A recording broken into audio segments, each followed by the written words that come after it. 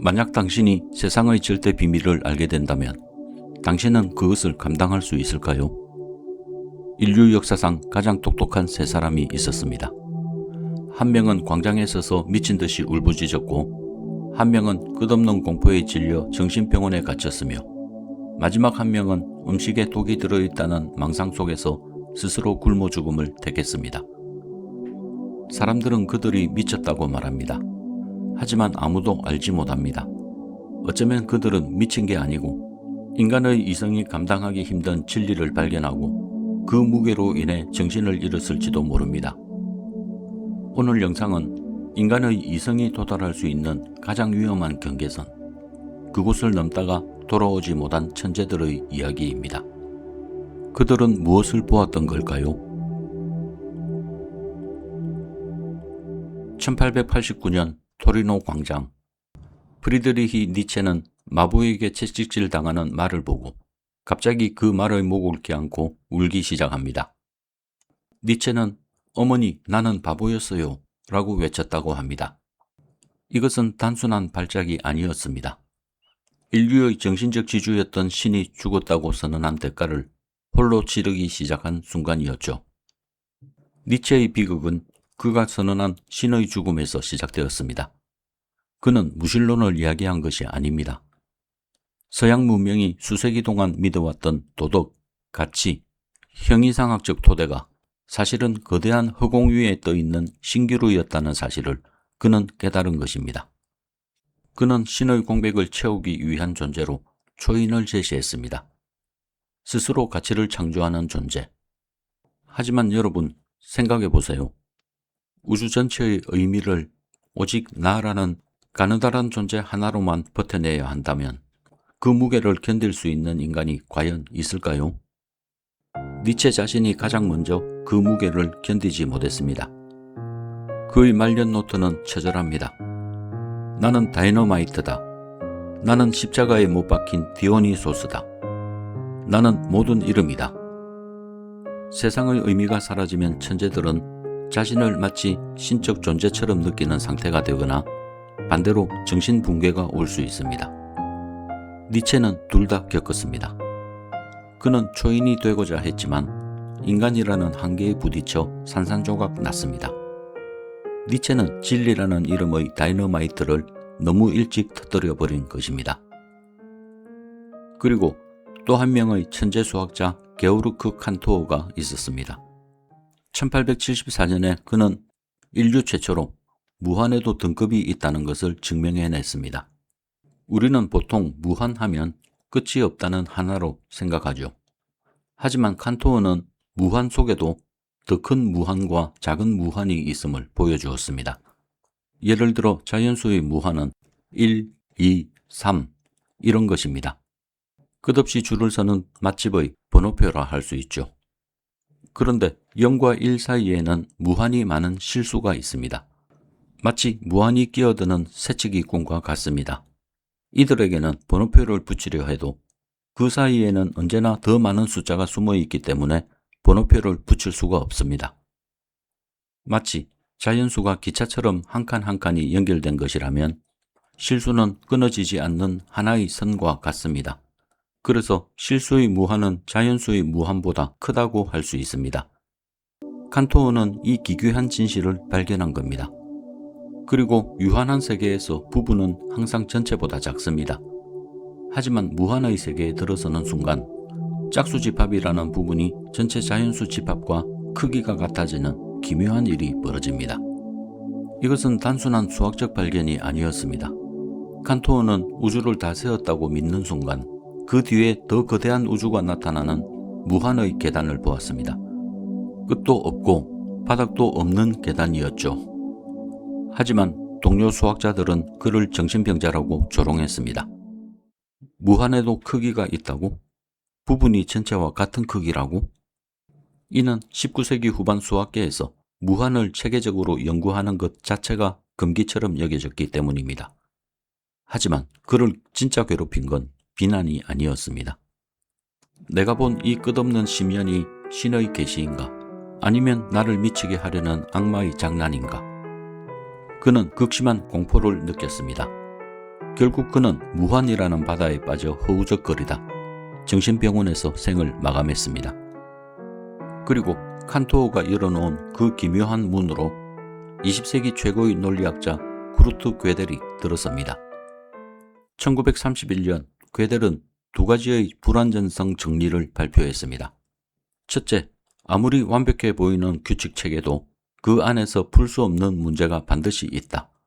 둘째, 그 체계는 그 사실을 스스로 알 수 없으므로 반드시 바깥에서 보아야만 그것을 이해할 수 있다. 이 내용은 간단하지만 인간 지성의 한계를 드러낸 발견이라는 점에서 20세기 최고의 지적 충격으로 평가받고 있습니다. 괴델의 정리를 한마디로 말하면 거울은 다른 것을 완벽하게 비추지만 자기 자신을 비추지 못한다는 겁니다. 자신을 완벽히 비추려면 또 다른 거울이 필요하다는 것이죠. 수학도 마찬가지입니다. 수학은 세상의 수많은 규칙과 진리를 설명할 수 있지만 수학 체계 안에서 자기 자신이 절대 틀리지 않는다는 걸 스스로 증명할 수는 없습니다. 결국 수학은 불완전하다는 것입니다. 아니, 수학을 넘어 세상에는 모든 진리를 증명할 수 있는 완벽한 논리 시스템이 존재할 수 없다는 뜻이라 할 수 있습니다. 당시 수학계의 거장 힐베르트와 러셀은 이 소식을 듣고 큰 충격을 받았습니다. 그들은 수학을 완전한 체계로 만들고 있었습니다. 그런데 괴델의 정리로 인해 자신들의 평생 작업이 근본적으로 불가능하다는 사실을 알게 된 것입니다. 하지만 이들은 괴델의 정리를 심각하게 받아들였고 이후 수리논리학과 수학 기초론의 방향을 크게 바꾸었습니다. 하지만 정작 가장 큰 충격을 받은 건 괴델 자신이었습니다. 괴델은 자신의 정리를 자기 자신에게 적용하기 시작했습니다. 내가 나 자신을 설명하려고 하면 또 다른 기준이나 시각이 필요하다. 즉, 이것은 마치 거울을 거울에 비추는 상황과 같습니다. 첫 번째 거울은 나를 보여주지만 그 안에는 또 다른 거울이 있고 그 안에는 또 다른 거울이 있죠. 이렇게 끝없이 반사되면서 결국 완전한 답을 얻을 수 없습니다. 진리에 대한 집착과 불안은 그의 삶을 점점 고립시켰습니다. 그는 과도한 논리와 예민함에 빠져 살았습니다. 아인슈타인만이 유일하게 괴델의 불안한 삶을 지탱하는 버팀목이었습니다. 하지만 그런 아인슈타인도 혀를 내두를 정도로 괴델의 논리적 결벽증은 심각했습니다. 한 번은 아인슈타인이 괴델의 미국 시민권 시험의 증인으로 동행한 적이 있습니다. 보통은 형식적인 질문이 오가는 자리죠. 하지만 판사가 미국 체제의 우수성을 칭찬하자 괴델은 참지 못하고 반박을 시작했습니다. 판사님, 제가 수학적으로 분석해보니 미국 헌법에는 논리적 결함이 있습니다. 이 결함을 이용하면 합법적으로 독재자가 탄생할 수 있습니다. 옆에 있던 아인슈타인이 당황해서 괴델의 입을 막기 위해 진땀을 뺐습니다.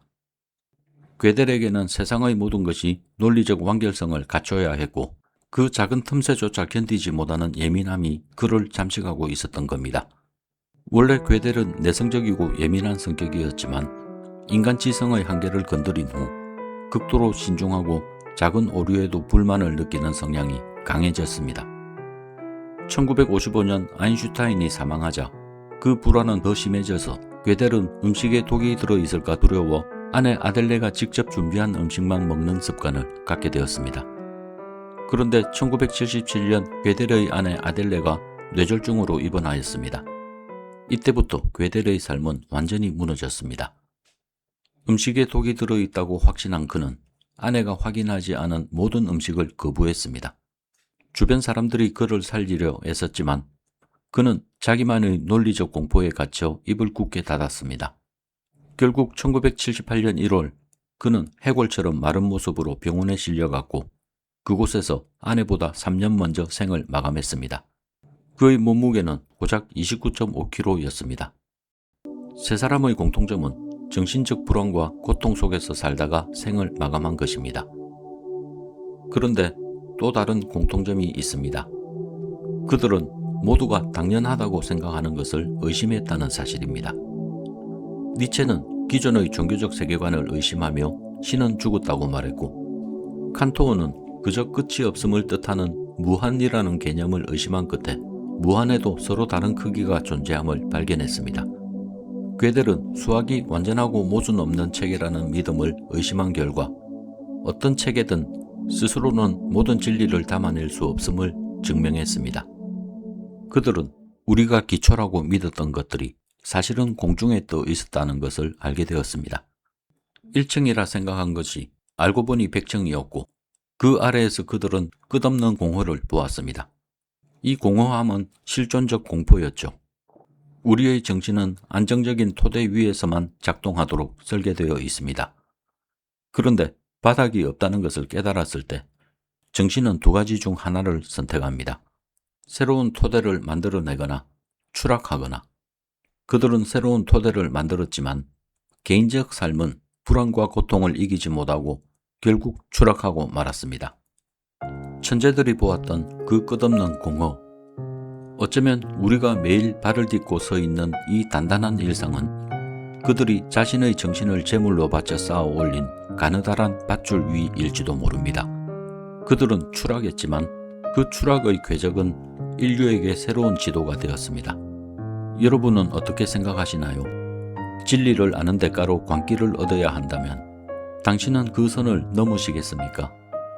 아니면 안전한 무지 속에서 평온을 누리시겠습니까? 여러분의 생각이 궁금합니다. 에피파니 숲은 더 깊은 이야기로 찾아오겠습니다.